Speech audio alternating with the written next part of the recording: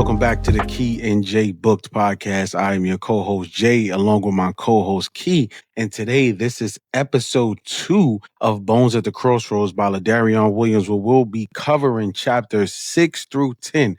And I want to say something. We are going to be spoiling the book. So if you haven't read the book, I suggest you go back to episode 1, you get his book, and you follow up with us and you catch up to us, because this episode will contain spoilers, will contain anything you could think of, because we're talking about the book in its entirety, chapter by chapter. So don't say you ain't been warned, because a lot of people will probably come to the podcast and they'll click on the page. Well, they spoiling the book. I That put we it get in the title and everything. and I put it, and now I'm saying it. So now you can't really say too much. But let's open up with chapter 6 as we finish with chapter 5. So we can start with chapter 6. I have Malik went to speak with Chancellor Terran about the events in his dream.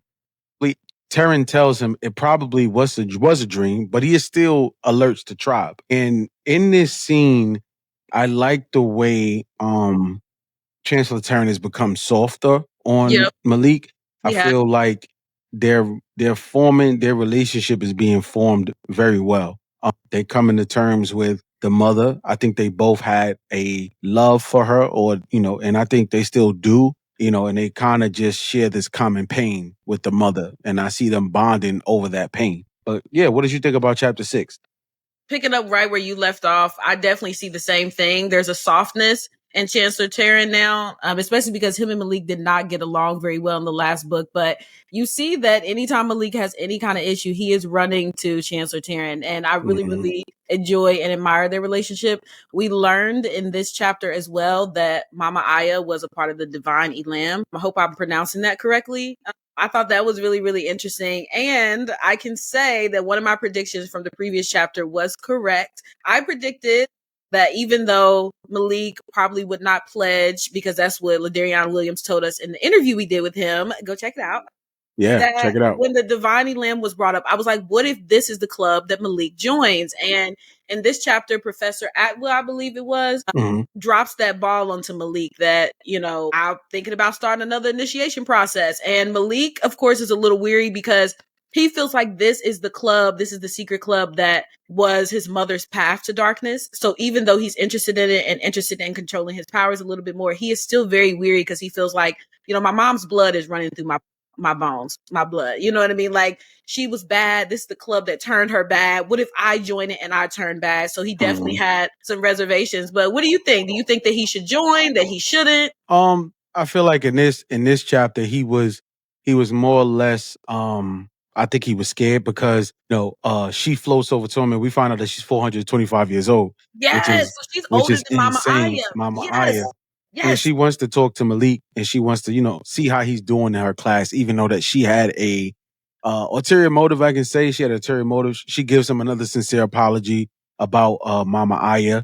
And we know why, because she was one of her students from back in the day. And, everything's connected. I love that. She kind of scoffs at the new technology. She kind of try to hints like back in the day in my time, we didn't have all of this stuff. And she kind of scoffs at like the new technology she had, when she says back in my day, she hits us with like the old school says, oh, back in my day, I had to walk to work and then go to school, like, try to hit you with all that other stuff. Like, bruh, we ain't go through that. And we also found out that she taught Lorraine. Yes. We also found out that she taught Malik's mother as well. And she describes Malik's mother as somebody that was just thirsting for knowledge. Yes. She would, she didn't really hang out with her friends too much. She was just wanted to learn more about like new spells. And that's ultimately what like led her down the dark path that she went through. Yep, I agree. It wasn't the fact that she was joining the Divine Elam. I think that his mom was just thirsty for knowledge, and kind of like Harry Potter and Lord Voldemort. I don't think he set out to just be evil, but it's like now he's awakened to this new power. Same as Malik's mom, Lorraine. Like, she's got all this power in her hands. You know how powerful she is, especially being a descendant of Miriam and then Mama Aya. And maybe she just, the more and more knowledge she gained, the more and more she delved down that dark path. But I definitely, like you said, I thought it was so interesting and so cool that, Professor Atwell taught Lorraine and she taught Mama Aya. So I definitely think that she's going to be a very important person in Malik's life going forward. Right. And as they sit by the gazebo, because I told you I was about to be super prepared, I was focused. So, as they sit by the gazebo and they have a conversation, his advisor, Dr. Akila, has been saying, that he's been doing exceptionally well. So that's what she was telling to Tuba Atwell, that he was doing exceptionally well. And that's when she asked her if he's heard of the Divine Elam. And he says, that's the originals. Like, that's what I gathered. Like, those are the originals that normally come into every century. Mm-hmm. Like, I don't know, people don't really watch Naruto, but they got the legendary Sanin where it was just 3 people and they have this legendary mystique about them. So I feel like the Divine Elam comes in chapters, but they come in waves of, when you came to the school. Yeah. And I feel like those are the most powerful witches. And I don't know, what do you call a man? Is he just a witch? Or what is he? A sorcerer? Sorcerer, maybe? I guess, because we just say they got magic, but we know we got witches and sorcerers, right? So those are the, use those words. They don't use it in the book, but male witches, female witches, right? But we get to find out that Danye was a selection of the Divine Elam, but you see what happened in that situation. Yeah, they didn't clarify what happened. I remember that part that you're talking about, mm-hmm. Professor Atwell's like, Danja, and Malik is like, well, that's definitely not going to happen now. Right. And they kind of look at each other like, yeah, I was going to say, she gives him a look. Mm-hmm. And again, I'm just getting a little bit frustrated because I'm like, what happened to him? Is he dead? Like, is that what they're saying? This is the second chapter that he's brought up in the book with no clear, resolution or explanation for where is he. Did Malik make him disappear? Is he dead? Like, you know what I mean? But I thought that was really funny how Danja was brought up and Malik is like, yeah, that's not gonna happen. Like, he's not here. And I'm like, well, where the hell is he? Right. What happened to him? I'm very, very curious about that. And moving on. Oh, go ahead. I'm sorry. No, you got it. Oh, I was gonna say, moving along, after he has that meeting with Professor Atwell, he goes back home to Mama Aya's house and he finally gets to interact with Uncle Sam or Baron Samedi. I really, really like Baron. I think he's such an interesting character, and I was so happy that Malik and him. He does. Like, he just seems like such a cool dude, and he learns a lot from Baron. Baron tells him that the magic that the Boncours do, they hijack it. They can't actually access it in its totality because the magic that they're stealing is a part of a person's essence. So when the Boncours hijack it, it's like they can't have control over that power for a very long time, which explains why Malik's mom, Lorraine, continues to do this over and over because it's making her powerful, but it seems like it's not lasting, which is why she feels the need to keep doing it. Because I'm like, she's killed so many people at this point. I don't understand why she would need to keep killing. But according to Baron, that's kind of what it is. It's like she's trying to borrow someone's essence. It's not going to cling to her like it would the original person because that magic doesn't belong to her. So I thought that was really, really interesting. I also think that it was really interesting, which we knew he was describing that the scroll of Edan that was given to Malik from Mama Aya, it made him very, very powerful. And he's powerful with good magic and bad magic. I thought that was really important. And that's something that Malik is worried about a lot in this book. We see that he doesn't want to turn bad and he has all these outside influences. He's got more power than he even knows what to do with, Jay. Right, and so he's just like, I don't want to turn bad. And then Baron saying, oh no, you real powerful, but you got good magic and you got bad magic. I thought that was so interesting. Like, it's not just good. Like he's got a little bit of both, I thought that was really cool. And then we get to see that's why they're cursed, because they steal magic. So exactly. that's why the Boncours is cursed, because they steal magic. And this is the chapter where Malik actually shows somebody the scroll of Edan. And I feel like Baron Samedi is not, I like how he understands. Like, I believe he knows that Mama Aya plans in that all along. I don't feel like he was kept in the dark. I think he knew. He probably was just giving Malik time to let him in, to show him, the scroll of Edan and how he has the tattoo. How does nobody else see these tattoos? Are these tattoos that only Malik can see? See, but remember me and you were just talking about that. I felt the same way. I was like, was turning the volume up. I felt the same exact way. I'm just like he just has this on his arm. I'm thinking it happens when he powers up or something. No, it's just on his arm. And I'm thinking, and we'll get to this in the other chapters, but every single chapter, when someone notices that on his arm, they immediately know what it is. And I'm just thinking, Mama Aya hid the scroll for all these years. And it was a physical scroll. Do you remember? But when Malik took it, it was actually like a scroll. How did it get like assimilated onto his body, and he's just wearing it like a tattoo. I'm just thinking that's dangerous. Like, it's supposed to be hidden, and for him, he's just wearing it. You know what I mean? Everybody knows that he has it. So that is something that I feel like is going to come into play later. It scared me a little bit about this chapter, that it was just so easily visible. I'm like, what? Like, I thought only Malik can see this, or only Malik can see it during certain times, but everybody can see it. And I was like, oh. And then we find out that Sam, he said he can feel that the bond cause is getting stronger. Yep. So I think Simity is outside, but he also told Malik that he's keeping his ear to the streets as well, and that the mom's is real. She's real hard to catch at times. You know, she's very elusive. So he's just keeping his ears to the streets, and that he basically says, you know, Kumale, this is the first time we kind of hear that Kumale is not really dead.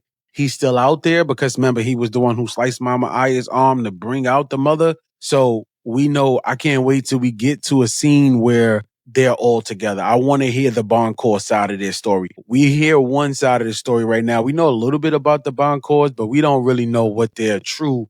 We don't know why his mother wants to get on campus. You know what I'm saying? That we'll figure that out, I guess, as we read the book. And did you have any questions about the chapter? Anything that took you by surprise? For me, like I said, the mention of Danja, we don't really get an explanation of the introduction of the Divani Lamb to Malik, because that was one of my predictions. I also felt like there were a couple of times in this chapter where there was an alternate language used. Right. I even tried to Google Translate it, and I still was not quite able to come to understanding what it meant.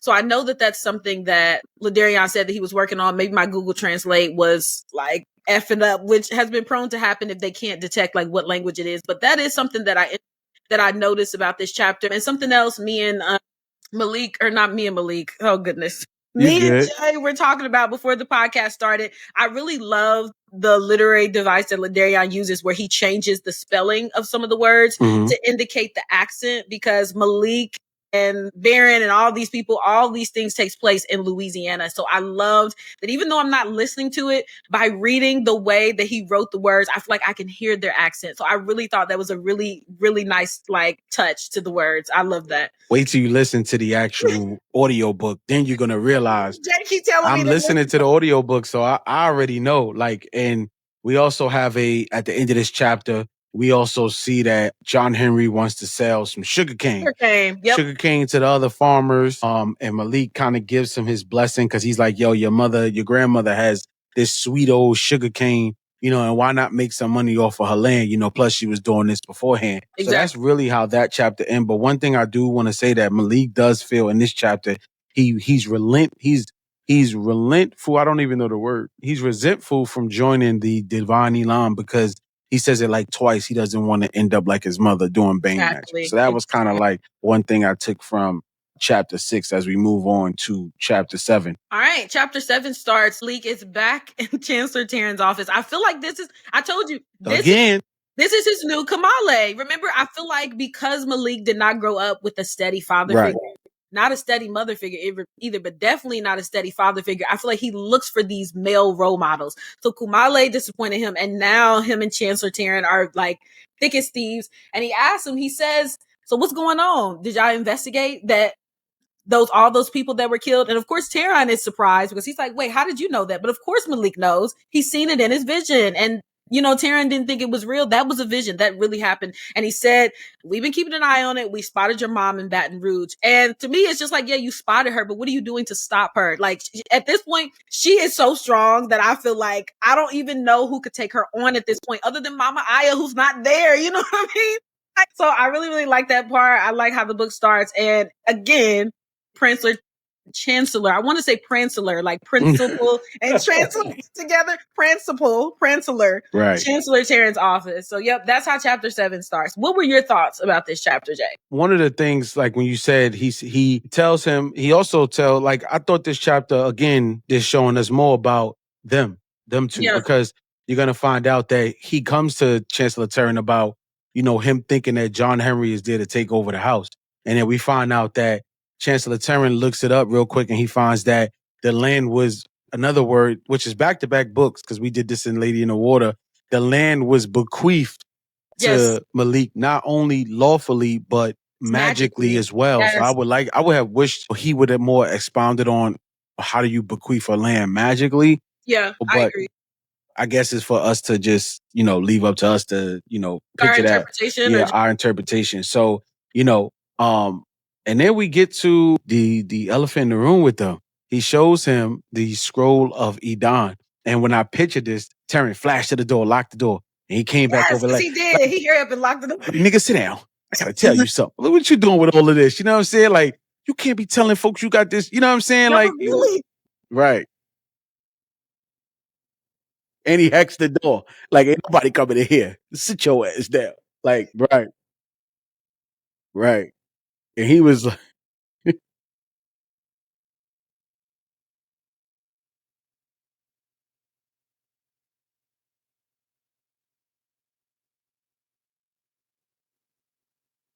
no. You good. That was like that scene right there. He was just explaining to him, he got the scroll of Edon, and he basically tells him to be careful, not to really exploit that. He felt a different presence in Malik anyway. He could sense it, but he didn't know what it was, right? So now that he knows what that is, they kind of had this little mending moment about, just chill, relax. He lets them know that that she does want him to join the divine Elam, and he's just he doesn't tell Chancellor. No, not yet. I'm sorry, not yet. He wanted to tell him. He said he wanted to tell him, but he didn't want to because he didn't want to bring back no memories of him and his mother. I'm sorry. So he wanted to tell him, but the relationship, his mom's killed his kid. Literally. So at the end of the day, Malik was like, he wanted to tell him about the divine Elam, but he don't want to bring it up really to him like that. And then that's when he kind of leaves the office, and then he runs into Dominique before his 2 p.m. and he helps. Listen, something is up with Dominique because she's just placed here. I kind of do too. I'm hip to what you're throwing down, Jay. I really Telling think these last couple chapters, I have been becoming a little bit more and more suspicious of her, especially later. We're going to talk about the divine lamb and how that relates to Dominique, but definitely in this chapter, because I thought she said her power was like transference, making people do stuff. But then she gets to this music room and she's making notes move. And I'm like, wait, what's this? What's this? What's going on with this? And then she was just like, oh, okay, well, thank you. Like, she was really trying to kick him out. Like, all right, get out. Like, thank you for helping me. But like, bounce. Like, bruh. You can also see Malik's power is getting stronger and stronger because she just touched his shoulder and he got the feeling that, okay, church, preacher, pastor, like he could sense her very essence just from her putting her hand on his shoulder. And then she discloses to him that she used to be a preacher's kid. Like her dad is a pastor, which I thought, okay, so she probably ain't gonna be out here doing stuff too crazy. But I thought that was really interesting. They all freaks. I still thought it was interesting that she was a preacher's kid. And I hope that he expands on that a little bit further, because we talked about this with Blood at the Root. Christians believe any kind of hoodoo and voodoo mess and stuff like that is demonic. So I thought it was like that perfect irony that she has magic, but she's a preacher's kid. And I'm just like, I wonder what her dad felt about that. You know what I mean? Like, my daughter has powers and magic, but also like I believe in Christ. So it was like that conundrum. So I really hope that he expands on that a little bit further, especially because later in another chapter, Malik is quoting a Bible scripture while he's preparing a tonic. And I thought that Christians and magic did not mix, but it seems that Ladarrion is bringing these two together, and I love it. I'm here for it. I like it. So yeah, I loved it. So yeah, that chapter. What happens next? He talks. He finds out that she's a vocal music major. Yes, she wants to sing, which fits. She's but it's still something about her I don't trust. I agree, Jay. There's something really suspicious about her. I don't know what it is yet, but I don't really trust her. And then Malik goes off to class, and he goes to class with Professor Azende, who teaches advanced magical defense. And then we get to see him interact with Shaq, who's one of the characters. But hold on. Don't skip the first. Dito is flying across the room when Malik walked in. Yeah, he was. But he got back up. But Carmen, him and Carmen from the Domingo. I don't want to move away from that. She's from the Domingo tribe, the Afro Dominican. But you see how you put that in there too, right? He's putting in the Afro Latino tribe, and she's from the Domingo tribe, which is like a perfect name to still give you African roots, but still keep your Spanish heritage in there.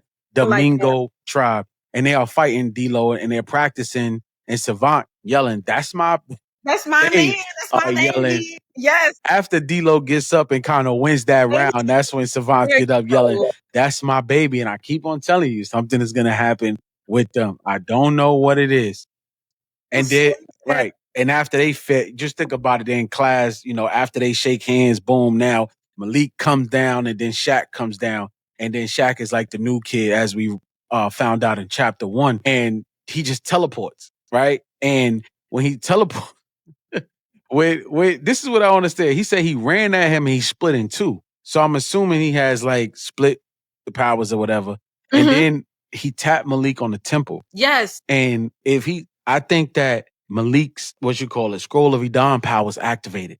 Because he probably was going to, when he tapped his temple, he thought he was going to send him into a daze, not knowing that Malik had the scroll of Edom, which the powers probably helped him. And even though Malik was still in that trance, the powers is the action. He still caught him, like, you know what I'm saying? So I'm assuming that the scroll of Edom powers was activated to kind of protect Malik because he went into that mental, you know what I'm saying? He went into that trance where he can do mind manipulation, and that's how he would have got the win. But then when Malik comes to, he damn near kills Shaq. Oh, he does. He comes to and he has both of his hands wrapped around his throat. Right. And this is the first chapter where we see that his friends are actually a little uneasy around him, which surprised me. He comes to, and even his friends, like Elijah and them, are looking at him like, all right, dude, what you own? What kind of stuff you own? So I'm just hoping that it's not going to be a fracture of the friend group, because this is the very first time that I've seen them look at him with anything other than like brotherly love. But yeah, but of course he has his hands wrapped around somebody's neck. And then the professor quickly dismisses the class, and Malik looks up, and it looks like Professor Atwell has been watching the entire time. So, yep. And my thing about this chapter, I will say, the note that I put was the last time he trusted Professor Kumale, it turned out he put his trust in the wrong person.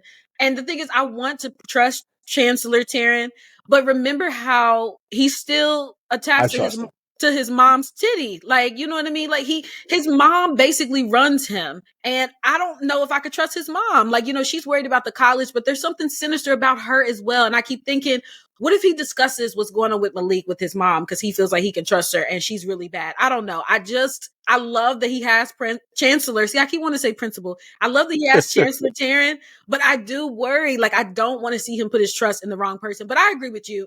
Taryn hasn't given any indication that he's bad. He actually, Malik's mom killed his wife and child. You know what I mean? So, of course, he's not going to go to the bad side. But that was one note I put.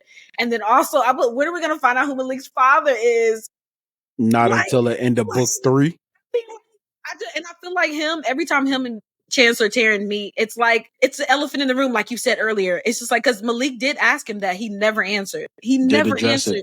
And he's never said whether he feels like he looks like Taryn or not. Like, you know what I mean? And Taryn don't seem like the kind of guy, too, that has a child out there and he's not going to take care of him. But he ain't. I mean, he's there for Malik, but he's not really taking care of him in the way a dad would if that's his dad. You know what I mean? Last note, I'm sorry. I feel like that scene when Shaq touched Malik's head and he's seen like all the ancestors and stuff, it sounded similar to what was on the cover of this book. I was like, is this the scene that's being depicted? And there's another part in another chapter, same thing, like the ancestors are crying out, they're screaming and things like that in a cloud like formation. I was like, is that what's happening on the book? Is that Malik tapping into his ancestors? I was curious about that. I was reading it. I was like, is that what's on the cover of the book?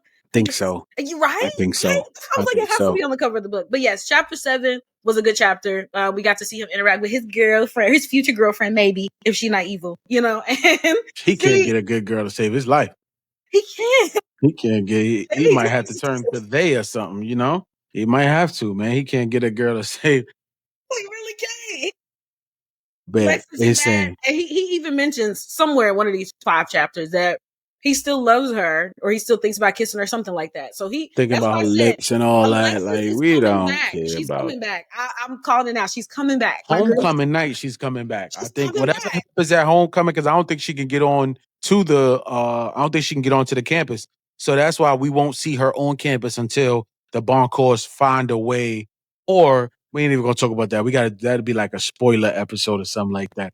So we go into chapter 8 after he apologized to Shaq and the rest of his squad profusely about what went down the other day, and it kind of freaked out everybody. And they saw Malik. Malik doesn't know what came over him, so he goes back to Mama Aya's house. Well, he goes back to his house, Mama Aya's house, his house. Right, it's his house. Yeah. Aunt Caroline is the voice he hears and the kids blow by Malik. I guess they got super speed. And Malik calls those are cousin Dutchie's badass kids. That's what he says. And he comes down there and Tay and all the aunties are singing when Malik gets in the kitchen. They say Malik was tearing, what you said, Malik, you was tearing down the walls. That school must got you going crazy over there. Basically, really. he was snoring on 1,000. And then they say, oh, you could try some of Tay's ooey gooey cake. Literally, Tay's I don't know if y'all had ooey gooey cake. I don't even know what that is. I thought that was like fake. No, what is ooey gooey cake? It is. I don't even know how to describe it because I don't cook. My husband cooks. I don't cook, and he don't cook nothing sugary. I got to get my ooey gooey cake from the Marathon gas station. It comes depending on where you make it. It's this just buttery, creamy, crispy, crunchy, just deliciousness. It's like cinnamon and vanilla. And where you get it from? Try it. I got it from the gas station. That's the first place I've ever seen it. No, Marathon. They got a Marathon down there. I mean, I'm sure if you go in the gas station, but it literally is called ooey gooey cake. That's literally what it says, and it comes on a little package. Now, I'm sure you make it homemade. You get it like Tay was making it. It tastes a lot better, but it's literally one of the most delicious desserts I've ever had in my life. It is delicious, and just knowing that Tay made it, I'm sure it tastes even better because Tay is literally. In this chapter, he's literally making like a seafood boil. I was just like, the boy is what, 13? Nice 14? little shrimp boil for everybody. And then they also mentioned how Baron had been taking Tay touring different places and teaching Tay, okay, this is how they cook here. This is how they cook here. And he picked it up like this. The fact that they keep mentioning Tay as a chef, I keep wondering, is this going to be important to the story? You know what I mean? Because it's I don't know how. It's something else in this chapter too that's important that I'll be seeing. But like you say, no, God, I don't want to cut you off. But the importance of Tay cooking is, I do feel like hopefully something comes to fruition, you know. And hopefully, I want to say, I ain't even gonna say that now. We do that like in the spoiler episode of what we want to happen, because the book is here now, so it's only gonna be what happens. Yes, exactly. There's no longer we can do no more futuristic episode. Right. One of the things in this episode is Malik got the whole family's at the house because John Henry invited the whole house. He kind of wanted his whole family over there. And Malik is not feeling that. I don't know, but to me, it wasn't that Malik was so much about everybody being in the house, because I'm pretty sure they've been in the house after Mama I's passing, funeral, all that stuff. I think it was the fact that John Henry invited everybody over without his permission. Like, yo, this is my land. This is my house. Who are you to be inviting our family over? I really don't care. I don't think it was the fact that the family was over there. I think it was the fact that John Henry was the one who put this thing together. But as Malik comes outside, he also says that everything is fixed. The grass is cut. The boys where him and Danye was fine. Basically, this dude done repoed the whole house and fixed up the whole house. So that kind of probably set Malik down a little bit, because he kind of calmed down. Like, once he seen like how the outside was, he still was a little ticked off. But I think it's like, I ain't got to do it. So you know what? Let me calm down, because this big bald head, like he said, this big bald head overall dude, he just doing all kind of house stuff. So let me let him do his thing. I agree. I definitely think that him fixing up the house softened him, like, in Malik's heart. But I definitely agree with Malik being upset, because, and I think that's what his concern was when he was talking to Taryn. Like, John Henry is Mama Aya's brother. Never heard of him. Mama Aya has never mentioned him. And he's coming to this house like he owns it. This is my house. She gave the house to me. And I'm gonna be honest, I didn't feel like Malik has ever showed John Henry the respect that he deserves. Even if you don't trust him, the way he talked to him is a little crazy. But this was the one chapter where I feel like if he went off, I would have understood, because who the hell are all these people in my house? Like, I've had a bad day. I've been going through something, and I come home and there's a bunch of people in my house. You know what I mean? Like, and of course it's my family. But again, Malik don't know these people. He's literally been on his own the whole time, and he met them once or twice during the last book when they had get-togethers. But who are all these damn people running in and out of my house and things like that? I would have been very upset too. And he actually sits down with John Henry at the end of this chapter, and they start talking. I have a feeling that the road to them becoming cordial is a very long one, because Malik thinks maybe they're making some progress, and then he asks John, so what happened between you and Mama Aya? And he says some smart ass remark like, you better keep asking the sky, because that's the only answer you're going to get. And then he storms off. So whatever happened between him and Mama Aya, which is his business, it's none of Malik's business. But I get Malik wanting to know, like, what kind of person are you that you and Mama Aya were on the outs? Because she's like, everybody loves her. The men were talking about how much they love her and they love her food, and she treated them good. They're even like coming to Malik's house to get the sugar cane so they can go back and sell it on their own fields. And Malik is like, the hell are y'all doing coming and taking stuff? And John Henry is like, listen, Mama Aya always did this. She took care of her people, which I loved. And it's like, so she does this for all these people, but she wasn't speaking to her twin brother. Why? I understand Malik's skepticism about John Henry. I don't think he's bad connected to Mama Aya, but he hasn't told Malik what he's looking for, right? And he's just running the house as if it's his. Like, I don't care if you fix it up, like, have that it. But you inviting people over, you're giving them pieces of my property before you even ask me. Like, that's disrespectful to me. I was just like, John Henry, I mean, you messing up a little bit. I'm on Malik's side with this one. And he mentions something to him. He says, look up in the sky and you'll get basically look at the sky. And throughout this whole chapter, it's been thundering. So it's like Baron Samedi even mentions it, like it's thundering outside, it's lightning outside. Then John Henry mentions it, it's thundering outside, it's lightning outside. So, and when he says that, he says, look up in the sky. So I don't know if I thought something was coming. Because he was even this Sam was like, it's a storm coming. So I'm like, okay, is it something when he said look up in the sky? I'm like, it has to be something with thunders in the sky, like with the lightning and everything. Because we keep hearing it and they keep making references to it. And everything about the book is symbolism and magic. So it's gonna be something later on with the thunder, and Malik is gonna realize it. Because even when the song and the last one, when she was singing the song, he was like, under the tree. Like, and then that it just symbolizes it. So I know something with the thunder, because they keep mentioning it, it's going to symbolize in the thunder. And then we meet Mr. Charlie. Oh, yeah, that's in the next chapter. I want to say something before we move on to chapter 9. Something else that I noticed about this book and about this chapter really was how little Mama Aya prepared Malik for everything that she needed him to do. She didn't tell him any of her plans. She literally just up and died and was like, all right, here's the scroll, here's the house. She didn't give him any instructions. Good luck, Negro. I've been waiting to leave anyway. Literally, she didn't say, this is what you need to do. This is what you need to do. Here's this person. She didn't prepare him at all. And I honestly was feeling so bad for Malik in these chapters because he seriously is lost. He doesn't know what to do. He doesn't really know 100% who he can trust. And Mama Aya just literally, what I was feeling, she just left him to the wolves. I thought by now that he would get some kind of communication with her. You know what I mean? Like, he would tap into his ancestor dreams or something, and she would send him a message like, son, this is what you need to do. I think it's gonna happen. I think it's gonna happen later on. I think it's gonna happen. I'm waiting for it because, like, Mama Aya, come on, you gotta throw the boy a bone. He's confused. He don't know what the hell's going on, and neither do we. Right. What's happening? But yes, like my wonderful co-host said, I'll let him lead with chapter 9. We meet Mr. Charlie or Crawley. So Malik is stuck doing dishes. Yep. He's cleaning. Even though he didn't make up the dishes. I was like, why is Malik doing? But it's his house. So I guess why is he doing the dishes? It's his house. Tay probably doing this thing. So that's when we meet Mr. Charlie, and Malik asks him to take a seat, and Mr. Charlie like, good, because my knee is killing me. It's bothering him. Malik asks Charlie if he wants him to help him. And that's where he goes. He goes through a story about being charged a magical tax from the other people in the town. And I'm like, they charging magical tax for healing, but I guess, hey, we got to get that money by any means necessary.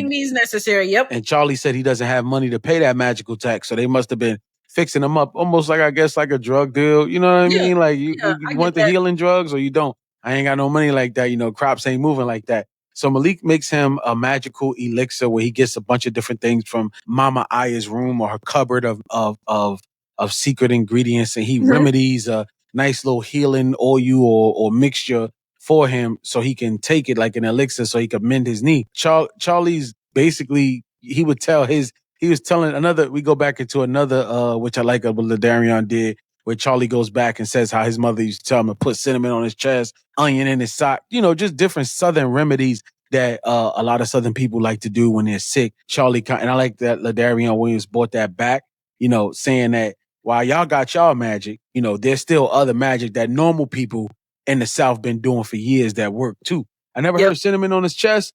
That's either, weird to me. And I was like, I'm going to try it. Is that help? I'm going to put an onion in my sock too. That does work. It does? Really? It does work. Try it. And I love when books do this, when they actually, like, it's a fiction book, but they actually mix in real remedies that feel like magic. Like, oh my gosh, cinnamon on the chest, onion in the sock. I was like, ooh, I'm writing all these things down so I can try later, I like that. And this is where Malik jumps into some Christian Bible. And I said, whoa, they using the Bible to heal as well. He goes into some Corinthians on this one. And I'm like, they using Jesus scripture to conjure the potion to put it on there too. I thought that he did a wonderful job in bringing in the Christianity in the Bible as to we're magic, but we still know who the Almighty God is. That's how I seen it too. I seen it the same way, Jay. At first I was conflicted because I was just like, again, I found it odd that he was like saying a Christian verse when even at Blood at the Root, they talked about how Christians viewed hoodoo and voodoo as demonic, and I was like, oh, so this is a change. But just like you said, I feel like it's like acknowledging who the true healer is. And again, they get these things from their ancestors, and it's a divine power, and it's like him giving back to the Almighty God. Like, you are the ultimate healer. If I'm making a healing tonic, I can't do this by myself. I got to pray to God. I really thought that was a nice touch. Something that I do hope is that we get, because I feel like right now the magic in this book is very, very broad. It's like people have different powers. Like, some people do this, some people do this. There's no classification system that we've seen thus far, and then there's all these different languages. There's Creole, there's Yoruba, there's Swahili, and then we're throwing in the Bible, and then they're learning hoodoo and their voodoo. And it is a lot. And I like that he kept it broad, but I hope that we do start narrowing it down and we get a classification system. Like, okay, this is this type of magic. This is this type of magic. You know what I mean? So that we clearly see, okay, this is the limits of this. This is the limits of this, because now it's just anything goes in this world. And I love it. It opens it up to many different possibilities, but there comes a point where I do want it to be just a bit more narrowed down. So that's how I felt. I love that they included the Bible verse because I feel like it was important, but it also was a bit confusing to me because I'm like, how big does this get? There's all these things. And Malik is learning all of it. Does it depend on where he comes from, where his ancestors are from? Does he have to learn every single African language? You know what I mean? I hope we get more explanation of how this world and the magic in the world does work. And one of the things that, yeah, that's true. I hope we do get, yeah, you're right about that. I would have liked like a little dictionary in the back to keep up with the chapters, the different sororities, because it's hard to remember all the sororities, even if you write it down, or even if you was reading and you wasn't a book reviewer or something like that, you have to go back and be like, oh, what, so I wish it was like some type of glossary that we can go back to and more reference to the book. And it would have been a little bit easier to, kind of take that out. Hopefully when we talk to him again, we'll ask him, can he throw one in the third book? Yeah, because it's a lot of the main ones that I hear them talk about is the Oyas, which is the one that Lorraine, Malik's mom, was in, and then the Jakutas, which we find out that Taryn was in. D-Lo wants to join. He's trying to convince Malik to join. But we learned in that first chapter, there's a lot of them. There's a lot of sororities. There's a lot of different clubs. There's a lot of different professors. I think that would be a great idea to have some kind of guide that's like, this professor teaches this class. This professor teaches this class, and then maybe we could have something that says Danja and Alexis and give their status. Kind of a question mark. Well, we know Alexis is out there. We just don't know where Danye's at.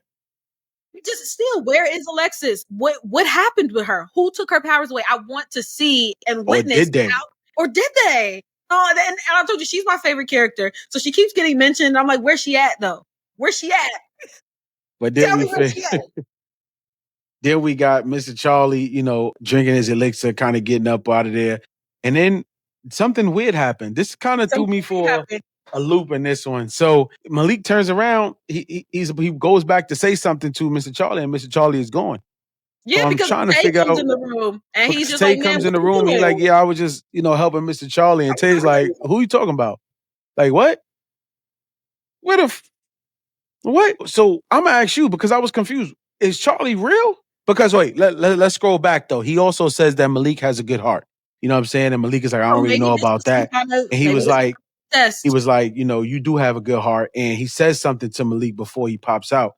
Yeah, he says, go to the road that never ends, and that's where you will find answers. And it seemed like, and then after he said that, it was like he blinked and his eyes cleared and he smiled at Malik like he was getting some kind of message. So I think that he was some kind of messenger, maybe someone to test Malik, especially with him being like, you have a good heart, and him explaining, the other people charge me for this. And Malik is like, I'm not going to do that. Like, let me hook you up. Let me hook you up. So maybe he was a test, but I mean, we exist in a world where magic is. People can teleport. Maybe he teleported. His was he an ancestor? Was he an ancestor? I'm thinking he was an ancestor testing Malik, seeing if Malik had it in him. You know what I mean? Like, and testing him out and letting him know, like, yo, you got a good heart.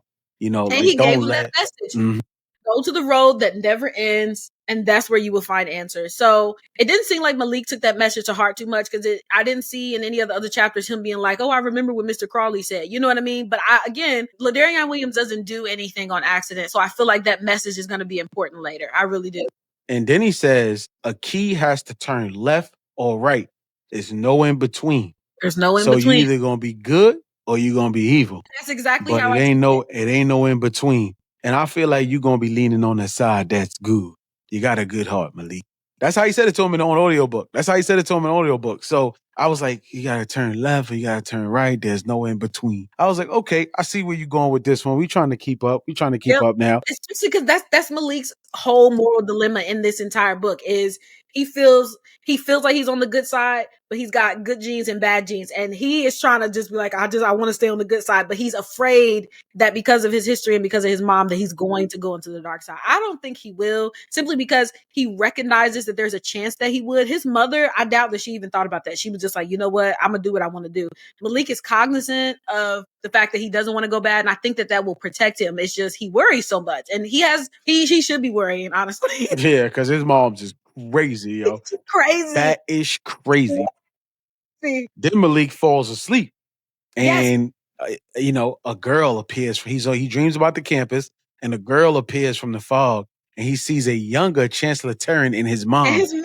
And we know it's a vision about them being in love. Yes. They share a kiss, and they talk about how they just talk about school and everything. And then he tells her about, the book. They kind of have a talk about the spell book.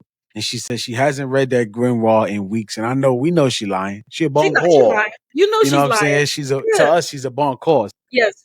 She was lying. And then you want, I don't want to say it. You want to go ahead? Because this might. I would love to. Go ahead. So Malik is watching this vision. He sees Taryn and his mom together. They're all lovey-dovey and kissy. And then someone shows up and is like, girl, come on. And that person is none other than his advisor, Akila. And I thought that was really interesting, because how are you going to be my advisor and not tell me that you were roommates with my mom? It makes me question her a little bit, because what are you hiding? And you were roommates with this woman. And so, of course, the first thing that Malik thinks about is, I got to go talk to this woman, because how am I going back in this vision and seeing you and my mom were roommates? And not only that, Akila tried to break into his mom's grimoire. Remember, she was just like, you got to stay away from that. And the mom is like, girl, I ain't doing that. I ain't doing nothing. Don't worry. I'm not doing nothing bad. She goes to take a shower. Akila tries to be sneaky and break into this grimoire, which we know is a spell book. And Lorraine comes back, slams her against don't you open my spell book. And her eyes change colors. The book doesn't describe what color her eyes are. It just says they change or something like that. But I'm thinking they turned red, like Malik's vision from the prologue of this book. And it was that point that I was like, his mom had already been changed. Her and Taryn was dating. She was already a Boncour. She was already bad. The fact that her eyes had turned, there was nothing that nobody could do. She was already bad. She had already been dealing in the dark stuff. But I love Malik's ability to tap into the past and see these visions. I wish that he could decide, okay, this is what I want to see. You know what I mean? Because it just happens randomly. He'll be going to sleep, and then I wish that we could see who is sending Malik these visions. Is it happening automatically? You know what I mean? Is it an ancestor? Pay attention to this. We don't know. He just be getting these inklings. Is it the scroll of Idan that's just sending him? And why? I think so. I think the powers is manifesting in the scroll, because somebody said, it got to go out somewhere. You can't just keep holding all of this stuff inside. It has to manifest and go somewhere. You're right. Sam said it to him, and then we're going to find out somebody else says it to him later on in the next chapter. But before we get into chapter 10 in the final chapter, we gotta see. She talking about it's allergies, bro. How you gonna say it's allergies? Your eyes just turned bloodshot red out of nowhere. How the hell you have allergies right now? Me and you was just talking, right? If me and you talking, I see your eyes as clear as day. You go and take a shower, and then you see me in your book, and then don't skip over this. She hemmed her up in the corner. Yo, what you doing with my book? You know what I'm saying? She pushed up against the wall. Yo, I picture her levitating, grabbing her and putting her against the wall. She's like, Lorraine, you're hurting me. You're hurting me. And she's like, why are you going through my spell book? Why are you going through my grimoire? And she's like, what is it doing to your eyes? And she's like, trying to blink. She says she blinked mad times. And then she's like, yo, what's wrong with your eyes? And that's when she realized, yo. And she says, what have you done? What have you done? What have you done? So it's like Akila knew even then that something was wrong. Like, and she says something that was those are wrong. not allergies. And as that when she said that, the dream, I like that. She's like, those are not allergies. Like what old girl said in Twilight, she was like, they're not bears. When Yeah, she they're came, not bears. They're wolves. yeah, Huge huge wolves. wolves. So that's how I picture, Dr. Keela talking, and then the vision just fades out. Face to black. Yep. And as we get into first thing chapter 10, he's like, I gotta go talk to Akila. And he does. The very next day, ran down on. he confronts Professor Akila about what she knows about his mom. And she tells her she witnessed Lorraine changing that night. She saw her eyes turn. She says they all noticed her changing, actually. All of them. Like, it wasn't just her. Taryn, her other classmates, her other professors noticed her changing. But she said by the time they noticed it, it was too late to do anything about it. And I'm going to be honest, I find that very hard to believe. This is a school of magic. Everybody here is extremely powerful. And everybody's seen the mom going deeper and darker and darker. And no one thought, let's nip this in the butt, especially when Akila says everybody saw her. I'm like, then why didn't y'all do anything? Why did y'all wait until she wreaked all this havoc if everybody could see it? I'm like, there's professors, there's guidance counselors, there's people on the campus for this reason. Nobody told anybody what was going on. I found that, like, y'all are culpable then too. Because that's just like, if I see you being corrupted, Jay, am I just going to be like, well, I mean, I'm not going to say anything. That's just, no, I'm going to be like, ring, ring, ring. Hey, Jay's wife. Your husband actually has red eyes, and he's a I think that he's a boncore, and I think he's demonic. Let's do something about that. You know what I mean? Yeah. Like, it wouldn't just be right. Well, but I thought that was interesting. She says they all would have known, and she also admits to Malik that she thinks his mom would have gone down the same path, whether or not she was in the divine Elam or not. And I think that was really important for Malik to hear, because that is the decision he's been struggling with.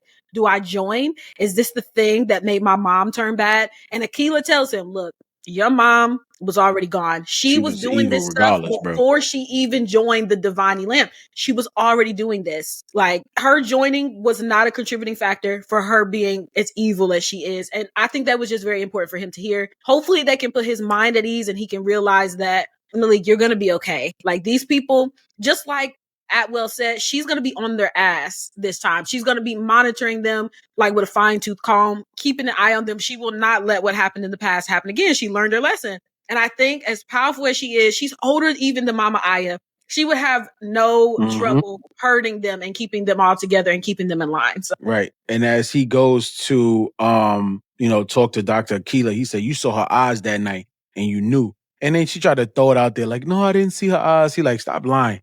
Like, you know what I'm saying? Like, come on, Dr. Akila. After Kumale, like, you're the only one that I actually trust. You know what I'm saying? And he kind of said, like, I like the off-brand that he brings. It's like, damn, that one still sting. You know what I'm saying? He's like, after that, even though he says it to her about the Kumale, but then he goes back in the third person, like, yeah, that John still sting me to this day, because Kumale was like that dude to me.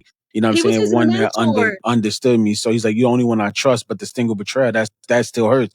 And you and my mother was roommates. So Malik tells her that he need answers, and she tells him that, during they was roommates and freshmen year in college until she got kicked out. So we know she got kicked out. And I'm glad Malik is picking up these. I like what Ladarrion is doing. He's picking up the pieces bit by bit as he's learning more about his mother through other people versus him trying to figure it out through yourself. All the good people that was trying to stop your mother, you're coming across them now. So I like that you'll hear it when it's coming from good people that you trust.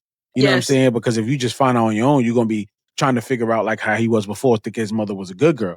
You know what I'm saying? So it's coming from people that he trusts. And Dr. Keela says she doesn't have too much information because, she was so severe, like casting blood magic and having annotations. They was talking about her grimoire, and Akila knew she was in the divine. Akila knew because she was in the divine Elam, but they was practicing new spells, and people knew she changed because she learned so much and she grew distant from them. And she was very private. She says that as well. Like, Malik, there's not much I could have gained even from being your mom's roommate, because she was extremely secretive. She was very, very private. She was not talking to me about those things. So there's not much I can tell you. I'm going to be honest. I don't believe her all the way. It's kind of like, you've seen Harry Potter. Who was that professor? I don't know his name, but you remember when Voldemort asked him, what's a Horcrux? And he told him what a Horcrux was. A Snape? Not Snape. It was another professor at Hogwarts. He was the one he collected. I know you're talking about. I can't remember his name. There's a lot of professors in there. It's a lot of professors. In that book, I remember that after he realized the information that he had given to Voldemort, changed his memory. He changed it so that anybody even looking at that memory would see him saying something completely different. And I feel like Akila probably is a little bit the same way. Like she's like, I had nothing. I didn't know. This is all I know, because she doesn't want to be blamed maybe for Lorraine's going bad, knowing that she was the roommate. But I definitely think she knows more than she's letting on. The other tribe might try to, when they do investigations. Yes. And you know how they could take your, how they could take your magic. It's like she probably didn't want them to investigate her, so she changed her magic so she wouldn't get in trouble. Because if we roommates, they're gonna think that I had something to do with it. So I change my memory around. I like that point. I like that point. For real. That makes a lot of sense. I don't know. She changed. You're digging in right now. But I'm serious. I think that she knew more than she's letting on. But she's not gonna, like, imagine if I knew the whole time you were going bad and I never said anything, and someone's coming to ask me about it. What excuse do I have? Oh, I knew and I just didn't say anything. Of course she's gonna be like, I really didn't know. I didn't know. Of course she would say that. But I definitely think that a trust has been broken. I mean, you are my advisor and you were roommates with my mother and you never said anything. You don't think that this is something worth mentioning? You know what I mean? Like, right. You should have told me. So. And after that, Malik goes back to the School of Magnificence and goes to and talks to about how school is starting to feel like home. And he gets to the top of the building and he has like this woosah moment, like, yo, this is starting to feel like home.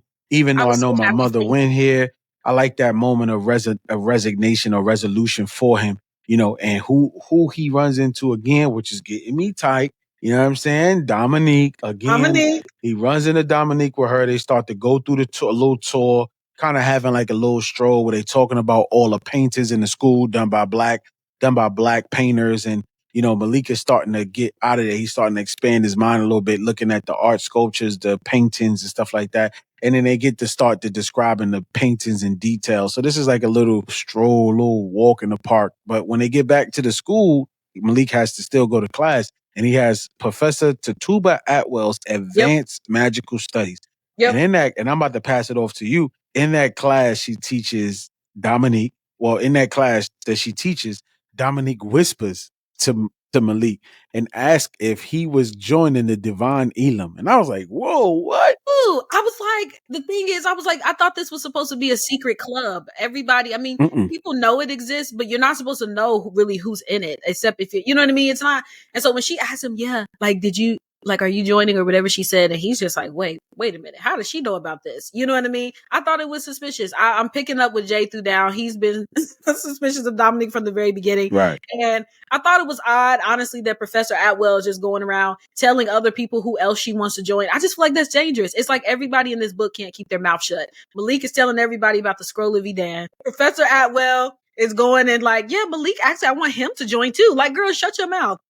But why does she pick Dominique though? Because she's more of a love. I think she know that Malik like her. Dominique ain't just get chosen for no reason. She says something. She says, let me see. What did she say? She says it was third. She said it was supposed to be a third. And she also says, I don't know. I mean, you were called on by the ancestors. She says something like that. I was so confused by that. What does that mean, called on by the ancestors? How come Danye was called? Yeah, how come Danye was called? And I was like, ancestor, Mama Aya? Is that the ancestor she's referring to? Especially because in this chapter, she talks to Malik after the class, and she's like, the reason why I want you to join is Mama Aya is the one who told me to come and teach this class, come back to this school and teach. And she wanted me to make you join the Divine Elam because she was also in it. So I'm thinking, is she the ancestor he was called to? Then who called Dominique? I'm confused about that. I'm going to tell you right now, Tatuba Atwell is the leader of the Bunkers. You think so? I think Tatuba Atwell is the leader of the Bunkers. No. It's too much adding up.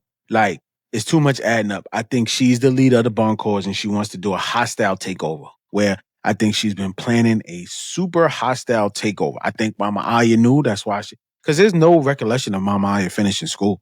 Like, I don't hear them talk about her finish school and everything. Like, why was she hiding the Scroll of Edan from her former master? Why was she hiding it from everybody? Every single body, she was hiding it. I don't even know who knew that she had it, right? Yeah. Look where it was planted at. Look where it was at. So, come on. Like, I think Tatuba Atwell is a leader of the Bunkers. I could be wrong. I'm going to still throw that out. I definitely think she could be a double agent as well, because why are you asking Dominic to join? Why are you telling everybody? And you know what? You see how pushy she is? Remember how in the last book, Professor Kumale was so pushy with Malik? I'm going to say, even when I was reading that book, I was like, he something is up with him because he was just too insistent. Like, he was just too in his face all the time. I was like, dude, back up. Now Professor Atwell's acting the same way. Come on, you got to join. You got to join. You got to join. Like, bro, leave him alone. But anyway, Dominique asked him, are you going to join? And he says, I haven't given an answer yet. She's like, why? And he's like, I don't want to lie to Dominique. But again, he's still a little bit undecided because of the confliction he has about if he's going to turn evil or not. But yeah.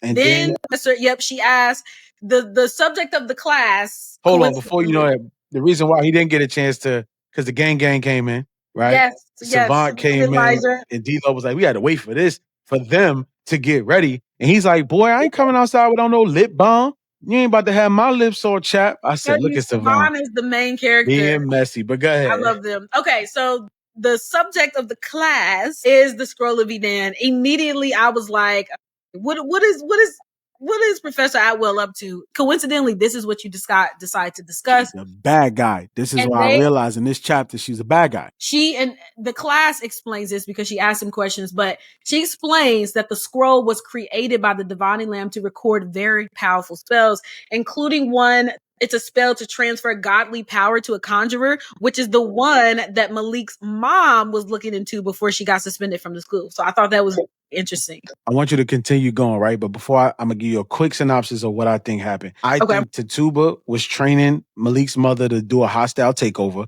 She got a little crazy and she got a little too powerful and broke out of the school before Tituba could get her to devise that plan. Really? I think that's what happened. I think she got on a loose end. Or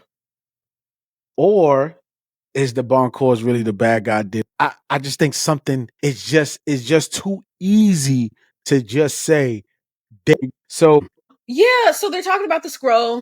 Like I said, it contains very, very powerful spells, and they also tell the story about how they got stuck here and they couldn't use the scroll to get back and find their magic because it was eroded or burned away by, I think, the solar eclipse or something like that. Mm-hmm. So as you can see, I love that Ladarrion Williams is he's putting everything into this book. Like, I thought it was just magic, but this also deals with the solar system and eclipse and the moon. And like, it's a lot. And that's why I said, I really do hope that we get a little bit more focus and clarity as the book goes on, because right now it's like this big. And I feel like it continues to just get bigger and bigger and bigger, yep. You know, which I'm not complaining too much because I love when it starts off like this because you can do so much with it. But I do hope that we get just a little bit more focus. But anyway, they talk about the scroll. Malik's about to bounce at the class before Professor Atwell's like, wait, hold up. I need to see you at the class. And that's where she explains, Mama Aya asked me to come back.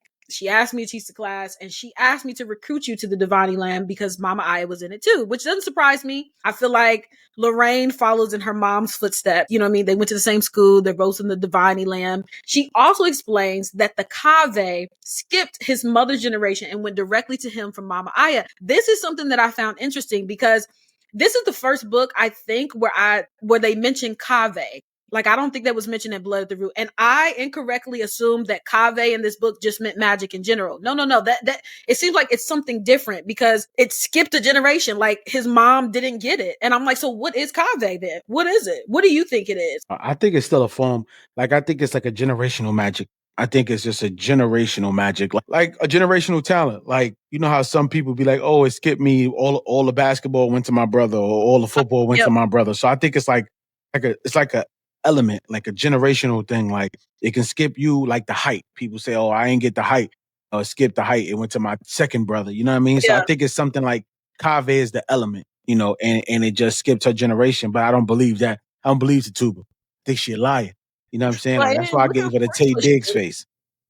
But if you watch that new Best Man, the TV show, remember when he was in the car and he rolled the window down and he was like gave her that look? That's how I'm giving to Tuba. That's the look I'm going to keep giving to Tuba. My gosh, not the Tay Diggs face. And you know what? You may be right. I'm not 100% committed to it, but you may be right. Because at the end of the chapter, she's extremely pushy. Urging. Like, she's just 2/3. You 425 years old. You supposed to have a mystique. You keep pressing this man about joining the Divine Elam. You thirsty for something. You know what I'm saying? Then I think you just throwing stuff. Yo, your mother did this, your grandmother. And that could be true. But that also could be true that maybe Mama Aya knew what you was up to You know what I'm saying? Because she could only come back when Mama Aya was dead. Why wasn't she dead last year? If you came back to teach, you knew Malik was coming in the summertime. Why didn't you go in the summertime? So how did she send you if you knew you was? Come on, this is what I'm trying to tell people. Tatuba is the leader of the Bon Corps, and she gonna be the reason. I think she got like this big plan that she wants to over. She don't just want to be. She wants that college to be the Bon Corps College. You're not saying that that's the name of it, but she wants to take over the whole society. Not just. Is that possible though? How is she?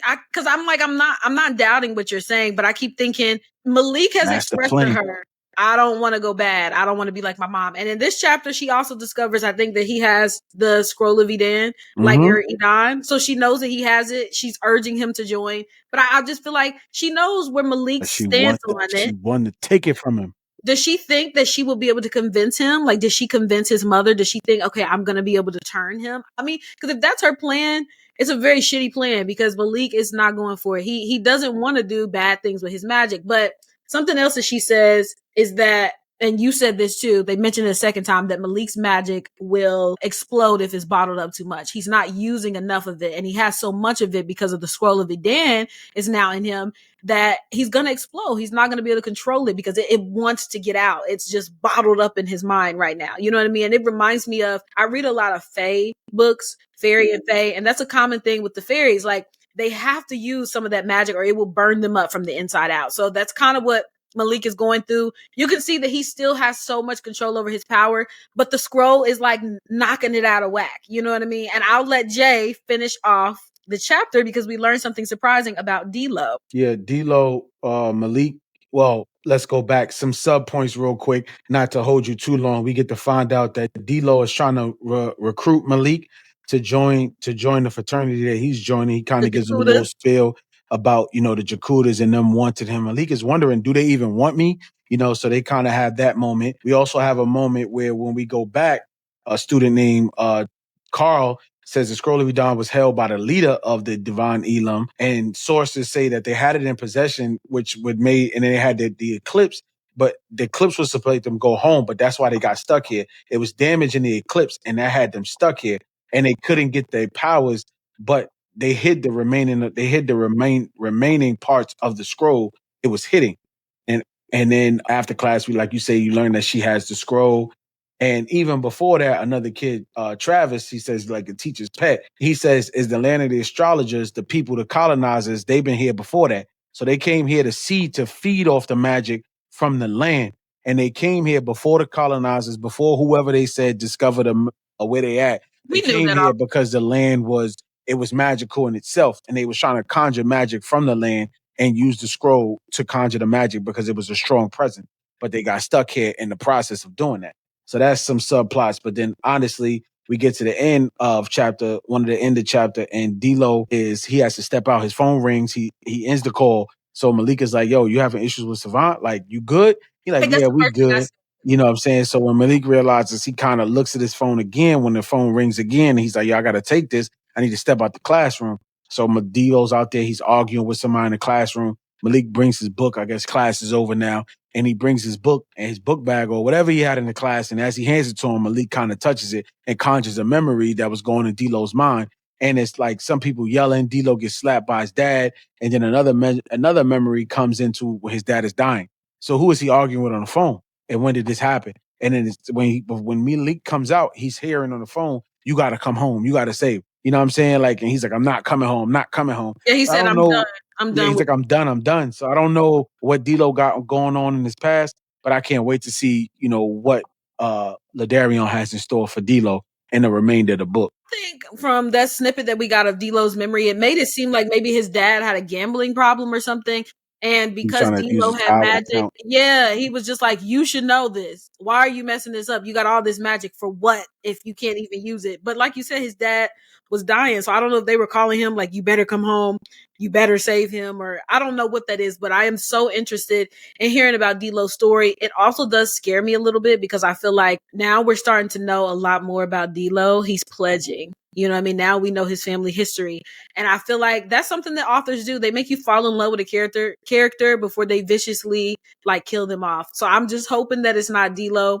But the conversation with D-Lo is what ultimately convinced Malik that he needs to join the Divine Elam, because he realized that his power is getting out of control. Like, he was just touching D-Lo's book bag or book or something, and the memory was conjured. He wasn't even touching him physically. So he knows that his power is it's super strong. So I think this is a chapter where he said I guess I gotta do it. I gotta join. I gotta join. And I like that Malik has a good heart, because he doesn't want to. He doesn't want to see people's memories. He feel like that's private information. If you're willing to give that to me, you're willing to give that to me. But if not, that should remain closed. So I like the fact that he does point out that Malik has some honor. He has a code. You know what I'm saying? He's ethical. He doesn't just want to read people's memories. Exactly. And as we get to the end, that's really the end of the chapter. And once he realizes that he does that, he has these powers, like you say, he just makes the decision. I guess I got to go and join the Divine Elam. And I'm like, okay, that ends chapters 6 through 10. Lord have mercy. It was a lot of information. Ladarrion he has us locked in. He's writing great. I'm enjoying the book.